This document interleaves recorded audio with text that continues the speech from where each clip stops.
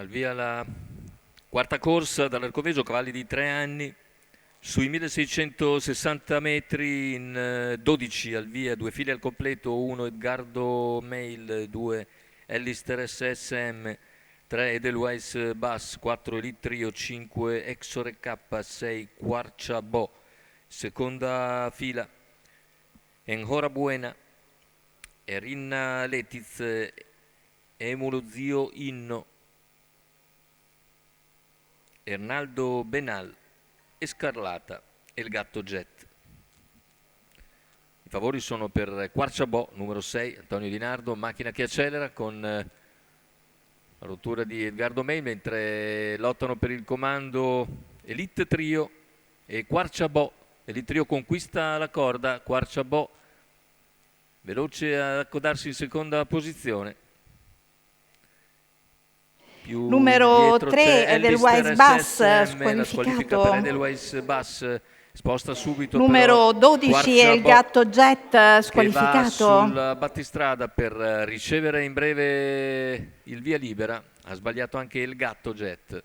E intanto i 400 scorrono in 30 e mezzo con leader quindi Quarciabò nei confronti di Elite Trio, terza posizione per Ellister SSM. Percorsie esterne cercano di farsi luce Ernaldo Benal e quindi Enhora Buena.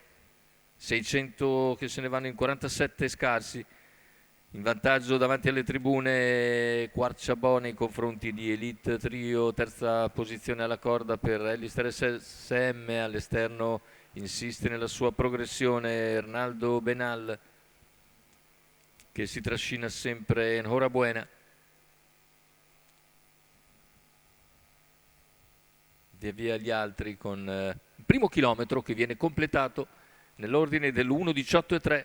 Quarciabò leader su Elite Trio, all'esterno è sempre Ernaldo Benal, prova la terza ruota ora Enhora Buena a 500 dall'arrivo,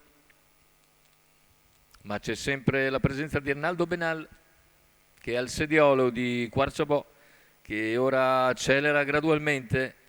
Elite Trio perde il contatto, sbaglia invece Numero Erinna 8 Lettiz Erinna Lettiz, e così squalificato. in vantaggio è Quarciabò Numero nei 5 confronti di Extore Ernaldo K, Benal, squalificato. finale con Quarciabò che allunga.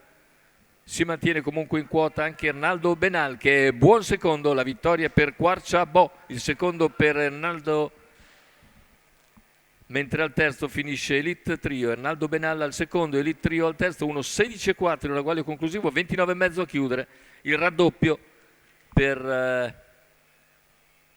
il triplo per Antonio Di Nardo, il raddoppio per Robert Gramuller e per il signor Ulrich Hans Orman. Andiamo a rivedere cavallina svedese di training tedesco. Antonio Di Nardo che sigla così il tris in giornata.